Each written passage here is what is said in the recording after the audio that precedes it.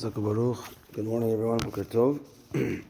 So I just want to point something out before the halachot, but it really has to do with the halachot, is that if you've noticed, it's been dark these mornings, and we're going to be changing the hour this Motzei Shabbat, falling backwards, an hour back.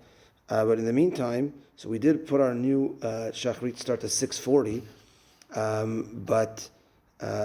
so tomorrow, 6:39 is Alot HaShachar. So it does say in these Manim, Talit and Tefillin, but you could go all the way early as Alot HaShachar, which is considered dawn. Earlier than that, we can't. So we have to be mindful of the following. Tomorrow, 6:39, and then Tuesday, 6:40, and Wednesday, 6:42. Tomorrow's Tuesday. Tomorrow, 6:39, Wednesday, 6:40, Thursday, 6:42, Friday, 6:43. So those times, that's the time we should start korbanot.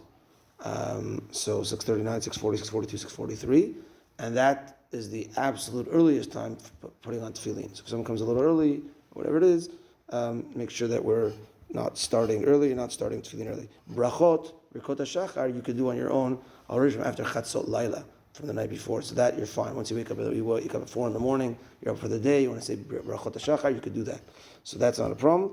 But from korbanot, so let's be mindful for the rest of the week, and then next week we're early, an hour early, so then we'll be good. Halachot for today. We're back to the Shemes Umagen. So in Yoredea Siman Zayin, we're talking about halachot of basar b'chalav. I actually got a very interesting question. I didn't write this down, but I got a very interesting question last night. I didn't fully research the answer yet, but the interesting question was very unfortunate. Was that someone accidentally, I wasn't sure how it was, because the person was asking on behalf of a friend. I'm not sure exactly how it happened, but there was a mix-up, and he ate, unfortunately, non-kosher meat. And then when he found out, he was very upset about it, whatever it was, but then he wanted to know, does he have to wait 6 hours for dairy or not? Or is this non-kosher meat considered something else? And the truth is, I'm pretty sure it is considered like something else, and I didn't finish fully researching, because the halachot of basar bechalav, meat and milk, is kosher meat with kosher milk. That mixture together is the violation of basar bechalav. But non-kosher meat is nevela, is terefa.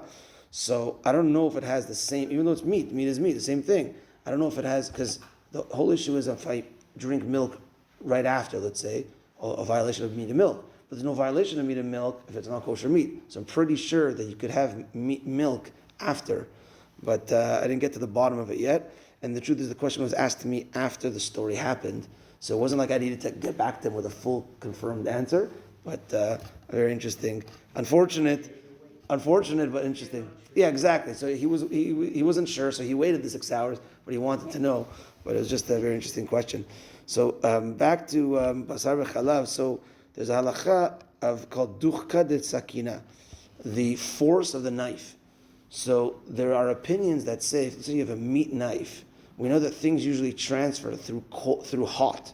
If let's say I have a meat knife and I have a hot piece of cheese, a hot lasagna, a hot meaning yad solid, that if I would touch it, I would put my hand back and I cut the lasagna with my meat knife, then there's been a heat with meat and milk going on over here, so then we're in trouble. So some opinions say that, let's say I have a cold cucumber, and I take my meat knife that's cold, regular, and I cut the cucumber. Some say because of the force of the knife, it expels the meat that's locked into that knife. It's a meat knife. It was used for meat. Let's say within the last 24 hours with a hot piece of meat. I cut my roast the day before, and now, so some say that when it's cold even, it expels the meat that's locked into that knife. It's maflit, but that's not how we rule. We don't rule that way. We only rule that way with the knife, and this is what we have to be careful with, is with what's called davar charif. When the item is a spicy item, onion, garlic, hot pepper, those are the common spicy items, call it. So therefore, if I take a cold meat knife and I cut an onion, now you've made that onion meat. And therefore, you have to, let's say you want to use half the onion, you put the other half in the fridge, make sure you remember that is a meat onion, because it brought out, through the spiciness of the food, it brought out the meat, it awoke the meat that's inside that knife. But other items that are not charif, then it won't. Certainly if the item was hot, like we said, hot, lasagna, whatever, then it does bring out, but davar charif is like it's hot. And therefore, something cold, we know we can't use meat for milk utensils and etc. So you can't use, let's say I have a meat knife for a cold cheese, even though everything's cold. No, we always separate milk and meat utensils. But you could use a meat knife for a cold cucumber, everything's cold, and now I want to eat that cucumber with my dairy meal. That's still okay. You always want to try, keeping things as separate as you can, but you could, and even the lechatchila, do that because everything's cold and it's not cheese itself, it's something that's going to be used with, so that would be okay. So that's the explanation of the Duchka DeSakina, the pressure of the knife.